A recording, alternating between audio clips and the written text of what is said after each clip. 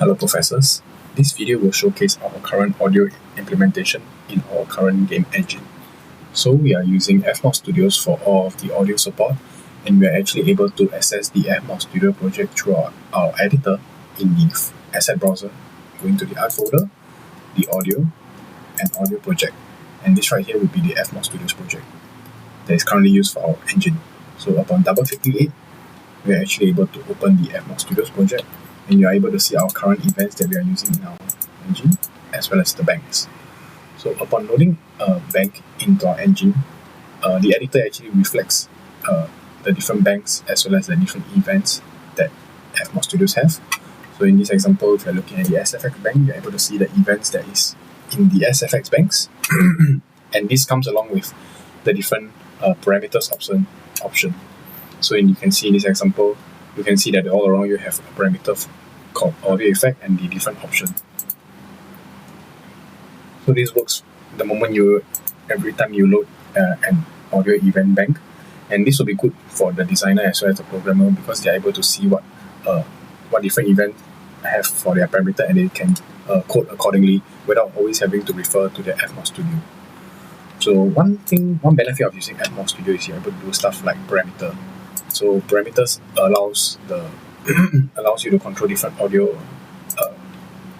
capability. So for example, if I were to go to the shooting, when I shoot left, when the parameter is set to left, you play the left shooting, and when I change to right, you play the right shooting.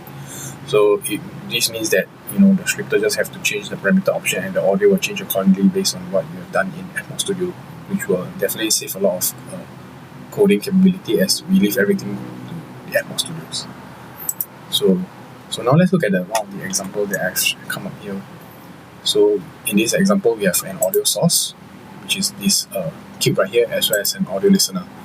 So when I hit play, you can see that currently now the audio source is rotating orbiting around the player. So when I press P, I'm actually playing a 3D audio that goes around the listener. So let me hit pause. So as you can see, you're able to hear clearly that the audio effects actually going around you with the help. And of course, this voice is done by my friend. So you can obviously tell that it's going around the listener. So one more feature that we added to debug audio, if needed, is that we are able to hit K on our keyboard, and this will actually show like the debug radius, the range of our 3D audio.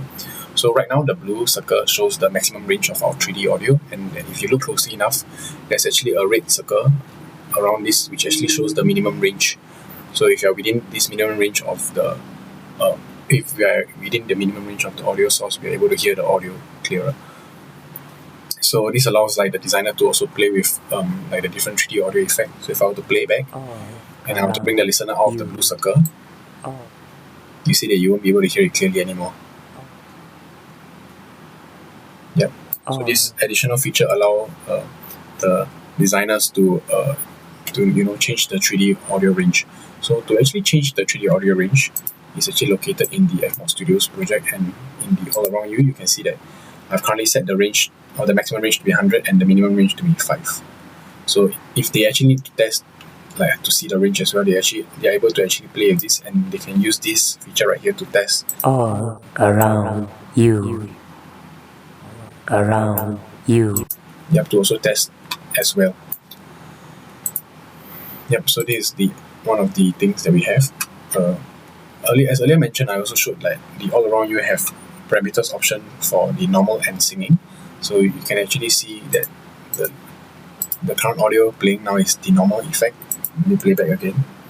And I've already bind a key that allows me to switch the parameter.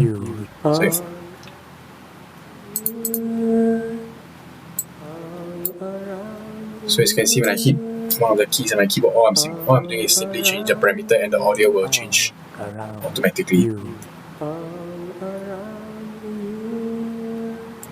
Yep, so that is for this demonstration. So right now I'll load another scene to showcase another demonstration.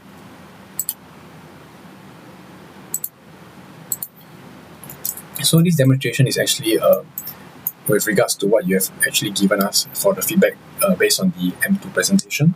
So let me just give you some context here. So our game is currently a first-person shooter game with two different shooting system. We have two arms right here that shoots different ammo. So the left arm shoots. Okay, wait, give me a second. I want to adjust. Okay, so like the left arm shoots a grenade launcher and the right arm shoots like a bullet. So one of the feedback that you gave us during the presentation was that the left arm, when firing from the left arm, the audio should sound more towards the left speaker, and for the right arm, it should sound more towards the right speaker. So I've actually created a scene to show that our engine actually have that supporting capability. So upon playing, this is when I'm shooting from the right side, and it is from the left side. So similarly, hitting the K key will show you the 3D range of the audio. So this is to showcase that our engine currently have that supporting capability, and the designer is definitely able to achieve this desired effect. So similarly in the Atmos Studios project as well, you can set all this right here in the max range and minimum range. So as you can see in this example, I set the max range to be 20 and the min to be 10. And all I'm doing simply is just adding this audio into the arms, and also just setting the parameters as according to the arms. So yeah, this showcase our current engine audio implementation, and we are definitely looking forward to improve it further along the way. So thank you so much for watching.